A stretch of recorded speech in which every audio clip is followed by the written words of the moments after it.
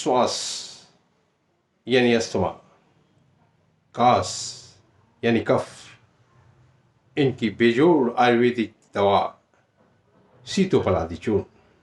ये सीतोपलादी चूर्ण सदियों से मानव जाति के इन कष्ट भरे, दुख भरे, पीड़ा भरे रोगों का उपचार करता आया है। सीतोपलादी चूर्ण को बड़ी आसानी से घर पर भी बनाया जा सकता है। इस चूर्ण को बनाने के लिए घटक द्रव्यों को किसी भी पंसारी की दुकान से या फिर ऑनलाइन मंगाया जा सकता है।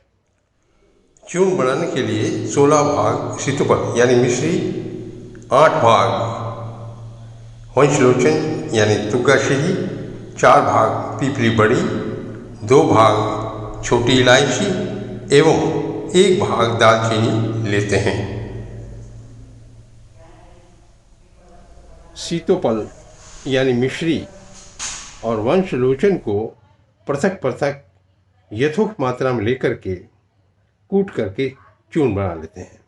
बाकी बची काष्ठ औषधियाँ जैसे पीपली बड़ी, इलायची छोटी और दालचीनी के छाल को इमाम दस्ते में कूटकर या ग्राइंडर में पीसकर बारीक चूर्ण बना लेते हैं और कपड़ छान कर लेते हैं। इस कपड़ छान किए हुए चूर्ण में मिश्री और वंशलोचन की चूर्ण को मिला करके अच्छी तरह से मिक्स कर लेते हैं और फिर एक कांच के जार में, कांच की भरनी में भर करके रख देते हैं। फिर जब कभी भी रोग होने पर रोगानुसार, आयु अनुसार 1 से 4 ग्राम की मात्रा में शहद या गाय के घी में मिला करके चटनी बना करके दोनों समय सुबह और शाम चाटते हैं। चाटने के बाद अगर आवश्यकता हो तो गुनगुना जल पिया जा सकता है।